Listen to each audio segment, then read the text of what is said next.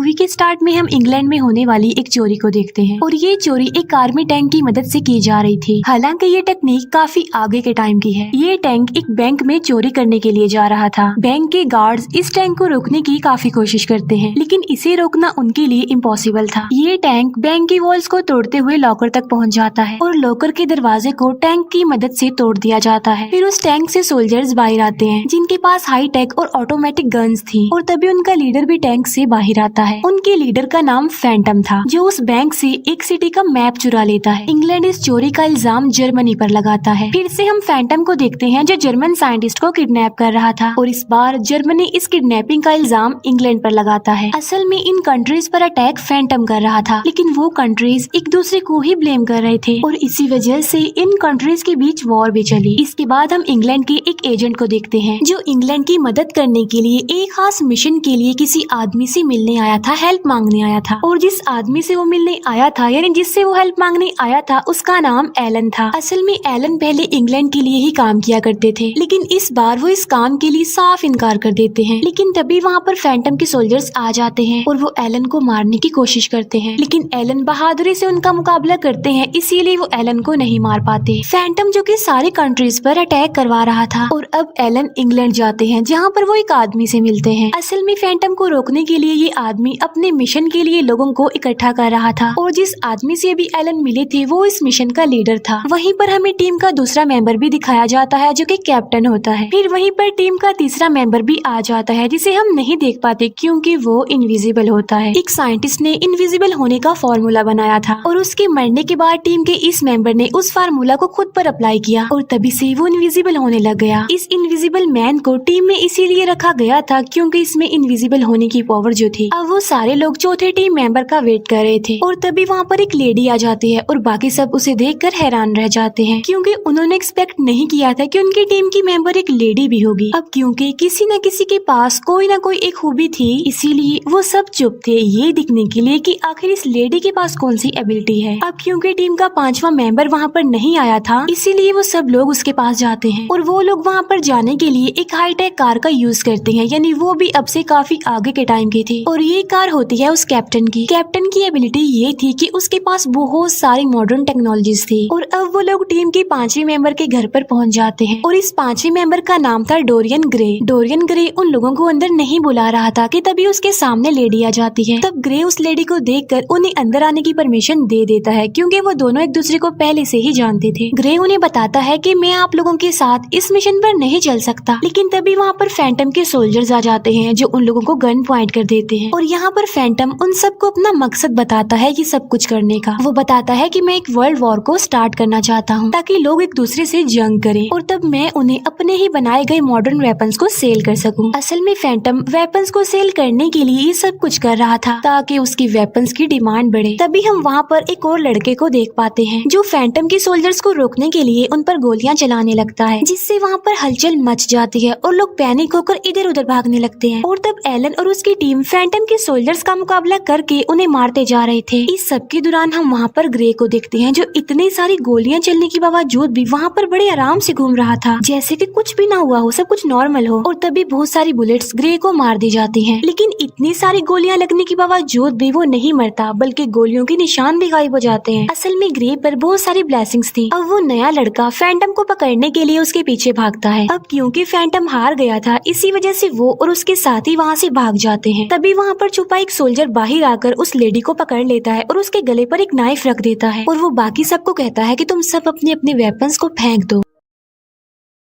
ये सुनकर वो सारे लोग ऐसा ही करते हैं, अपने अपने वेपन्स फेंक देते हैं। लेकिन तभी वो लेडी मुड़कर उस सोल्जर को काट कर उसका खून पीने लगती है और उसे मार डालती है। यहाँ पर हम ये जान पाते हैं कि ये लेडी इंसान की शक्ल में एक वेम्पायर है और वो लोग अब से पहले ये बात नहीं जानते थे कि इस लेडी की एबिलिटी ये है कि वो एक वेम्पायर है और उस लेडी की इस खूबी की वजह से वो सब काफी हैरान होते हैं। फिर एलन उस नए लड़के से पूछता है कि तुम कौन हो और यहाँ पर किस लिए आए हो, जिस पर वो लड़का कहता है कि मैं लंदन से आया एक एजेंट हूँ। एलन अब इस एजेंट को भी अपनी टीम में शामिल कर लेते हैं और अब वो सारे लोग अपनी टीम के आखिरी मेंबर को लेने के लिए जा रहे होते हैं और वो लोग कैप्टन की काफी बड़े और मॉडर्न शिप के थ्रू वहाँ पर जा रहे थे। इसके बाद हम एक मॉन्स्टर जैसे इंसान को देखते हैं जो कि भाग रहा था क्योंकि एलन और वो एजेंट उसे पकड़ने की कोशिश कर रहे थे, क्योंकि ये मॉन्स्टर जैसा इंसान ही उनकी टीम का आखिरी मेंबर था। फिर वो उसे एक जाल में फंसाकर शिप में ले जाते हैं। तब शिप में बैठे बाकी लोग उसे डरने लगते हैं। तभी एलन उस मॉन्स्टर जैसे इंसान के सामने एक डील रखता है कि अगर तुम हमारी मिशन में हमारा साथ दोगे तो हम वापिस तुम्हें तुम्हारे घर भिजवा देंगे और तुम पर लगे सारे क्राइम्स के इल्जाम को खत्म भी करवा देंगे। और अब वो मॉन्स्टर जैसा इंसान अपना रूप बदल कर इंसान बन जाता है। असल में उसके पास एक ऐसा फार्मूला था जिसे पीने के बाद वो कुछ टाइम के लिए अपना रूप बदल सकता है। और अब उनकी टीम में 7 लोग हो गए थे, यानी उनकी टीम अब कंप्लीट हो गई थी। और अब उन्हें फैंटम के अगले अटैक को रोकना था, क्योंकि वो जानते थे कि फैंटम अपना अगला अटैक पानी पर बनी एक सिटी पर करेगा। और इसी सिटी को डिस्ट्रॉय करने के लिए फैंटम ने मूवी के स्टार्ट में उस सिटी का मैप चुराया था उस बैंक से। इसके बाद एलन और उसकी टीम तेजी से उस सिटी की तरफ बढ़ने लगते हैं। तभी शिप के कैप्टन रूम से थोड़ा सा गन पाउडर मिलता है। फिर हम एलन को देखते हैं जो शिप से एक बॉल को काफी माइल्स दूर फेंक कर निशाना लगाते हैं। एलन इस काम में एक्सपर्ट थे, हालांकि ऐसा करना काफी मुश्किल था। और अब एलन अपने टीम के उस मेंबर यानी एजेंट को ऐसा करने के लिए बोलते हैं। वो उस एजेंट को कुछ माइल दूर गिरी बॉल पर निशाना लगाने के लिए कहते हैं, लेकिन वो एजेंट बगैर कुछ सोचे समझे निशाना लगा देता है, जिससे उसका निशाना छूट जाता है। फिर वो लेडी उस गन पाउडर को चेक कर रही थी जो कि कैप्टन रूम से मिला था, और तभी वहाँ पर ग्रे भी आ जाता है। तब वो लेडी उसे बताती है कि ये पाउडर असल में कैमरा की फ्लैश से निकलता है। ऐसा लग रहा है कि जैसे कोई कैप्टन की आइडियाज उनकी साइंस को चुराना चाह रहा है कि वो हाईटेक चीजें कैसे बना लेते हैं। लेकिन ग्रे उस लेडी को बातों में उलझाने की कोशिश करता है ताकि वो इन बातों पर ज्यादा ध्यान ना दे। फिर हम उस मॉन्स्टर जैसे इंसान को देखते हैं जो अपने अंदर के मॉन्स्टर को कंट्रोल करने की कोशिश कर रहा था, लेकिन तभी वो अपने फार्मूला की बॉटल्स को चेक करता है, जहाँ पर वो देखता है कि फार्मूला की एक बॉटल गायब है। फिर वो मॉन्स्टर जैसा इंसान सबको बताता है कि मेरी फार्मूला की एक बॉटल मिसिंग है और मुझे लग रहा है कि वो उस इनविजिबल मैन ने चुराई है, और वो इनविजिबल आदमी काफी देर से गायब है और हमें नजर भी नहीं आया। फिर ये लोग उसी सिटी में पहुँचते हैं जो कि पानी के ऊपर था, जहाँ पर फैंटम अटैक करने वाला था। वहाँ पर एक फेस्टिवल चल रहा था, इसीलिए उन्हें जल्द से जल्द फैंटम की लगाई गई बॉम्ब का पता लगवाना था। जैसे ही ये लोग अपने शिप से नीचे उतरते हैं तो वहाँ पर ब्लास्ट हो जाता है। अब क्योंकि ये सिटी पानी के ऊपर बनाया गया था, इसीलिए एक बिल्डिंग के टूटने की वजह से बाकी सारी बिल्डिंग्स भी टूटने लगती हैं। तब एलन कहते हैं कि अगर हम इस सिटी को बचाना चाहते हैं तो हमें उस बिल्डिंग को तोड़ना चाहिए जो कि टूट रही है, ताकि उसके साथ जुड़ी जितनी भी बिल्डिंग्स हैं वो ना टूट जाएं। फिर वो एजेंट कैप्टन की गाड़ी लेकर वहाँ पर आता है। तब एलन, ग्रे और वो लेडी उस गाड़ी में बैठ जाते हैं और वो कैप्टन को कहते हैं कि तुम हमारी गाड़ी पर नजर रखना और हमारे इशारा करने पर मिसाइल फायर कर देना, जिससे वो बिल्डिंग टूट जाएगी और बाकी सारा सिटी डिस्ट्रॉय होने से बच जाएगा। और अब वो लोग गाड़ी के जरिए टूटी हुई बिल्डिंग की तरफ बढ़ रहे थे, लेकिन रास्ते में ही फैंटम के सोल्जर्स उन पर गोलियां चलाने लगते हैं। और तब उन्हें रोकने के लिए ग्रे गाड़ी से उतर जाता है और उसके साथ साथ वो लेडी भी गाड़ी से उतर जाती है। यहाँ पर वो लेडी एलन और उस एजेंट के लिए रास्ते को साफ कर रही थी। फिर वो एजेंट टूटी हुई बिल्डिंग के पास पहुंचकर सिग्नल देता है, जिससे वो कैप्टन मिसाइल फायर कर देता है, जिससे वो बिल्डिंग टूट जाती है जो कि पहले से ही टूट रही थी और बाकी सारा शहर बच जाता है।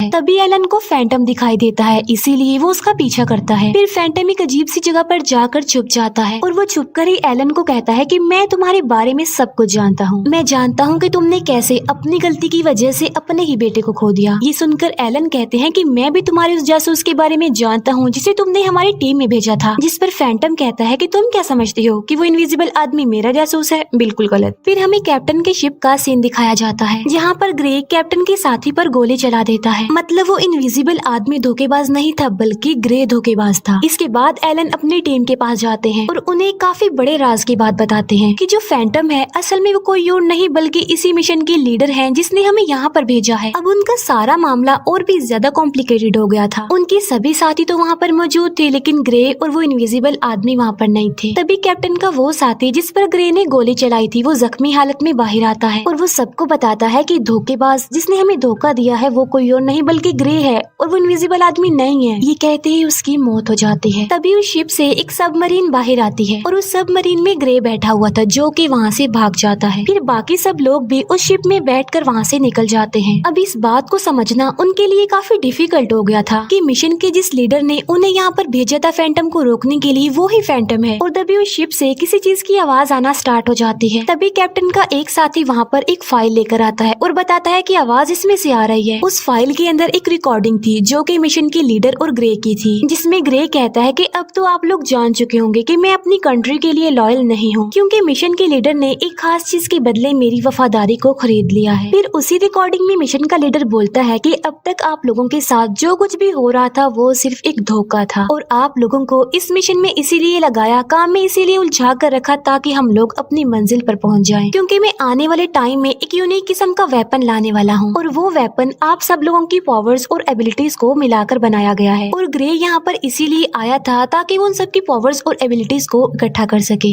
जैसे उस कैप्टन की मॉडर्न टेक्नोलॉजीज, उस लेडी की वैम्पायर होने की पावर्स और इनविजिबल आदमी के गायब होने का राज और उस मॉन्स्टर जैसे इंसान के मॉन्स्टर बनने का फार्मूला भी शामिल थे। और मैं इन सबको मिक्स करके एक वेपन बनाऊंगा, एक आर्मी बनाऊंगा जो आने वाले टाइम को बिल्कुल बदल कर रख देगी। फिर मिशन का लीडर उनसे कहता है कि आप सब लोग ये बात जरूर सोच रहे होंगे कि आखिर मैं ये बात आपको क्यों बता रहा हूँ और आप तो मुझे रोकने की कोशिश भी करेंगे, लेकिन ऐसा नहीं हो सकता, आप मुझे नहीं रोक सकते क्योंकि हमने आपके शिप में एक बॉम्ब लगाया हुआ है जो कि 10 सेकंड में फट जाएगा और तुम सब के सब इस शिप के साथ डूबने से मर जाओगे। और फिर 10 सेकंड के बाद उस शिप में ब्लास्ट हो जाता है और शिप के जिस हिस्से में ब्लास्ट हुआ था वहाँ से पानी अंदर आने लगता है, जिस पर वो कैप्टन कहता है कि हमें शिप को डूबने से बचाने के लिए इसके आधे हिस्से को ब्लॉक करना होगा ताकि पानी पूरे शिप में ना भर जाए। वो लोग ये कोशिश कर रहे होते हैं कि तभी वहाँ पर वो मॉन्स्टर जैसा इंसान आ जाता है और वो खुद अंदर कूद कर दरवाजे को बंद करने के लिए कहता है और अंदर जाकर वो अपना फार्मूला पी लेता है और ऐसा करने के बाद वो पानी बाहर निकालने वाले लीवर को खींच देता है, जिससे शिप का सारा पानी बाहर निकल जाता है और उन लोगों की जान बच जाती है। तभी कैप्टन का एक साथी बताता है कि हमें एक लोकेशन से सिग्नल मिल रहा है और ये वो लोकेशन है जहाँ पर वो इनविजिबल आदमी है और उस इनविजिबल आदमी का कहना है कि मैं ग्रे और उस मिशन के लीडर के शिप में छुपा हुआ हूँ और वो इनविजिबल आदमी उन्हें ग्रे और मिशन के लीडर की लोकेशन भी बता देता है। फिर वो लोग अपने शिप को रिपेयर करके इनविजिबल आदमी की बताई गई लोकेशन के लिए निकल पड़ते हैं और थोड़ी देर के बाद वो सब लोग बर्फीली पहाड़ियों में पहुंच जाते हैं। अब क्योंकि वहाँ पर बर्फ होने की वजह से उन्हें पैदल ही आगे जाना पड़ना था। फिर उन लोगों को मिशन के लीडर की लोकेशन मिल जाती है। फिर वो लोग उस इनविजिबल आदमी का वेट करने लगते हैं क्योंकि वो ही इस लोकेशन के बारे में सही सही जानता था। फिर थोड़ी देर गुजर जाने के बाद वहाँ पर वो इनविजिबल आदमी आ जाता है और वो सबको बताता है कि मैं जानता हूँ कि शिप में आप लोगों को मुझ पर ही शक था, इसीलिए मुझे ये लगा कि मेरा गायब होना ही ठीक होगा।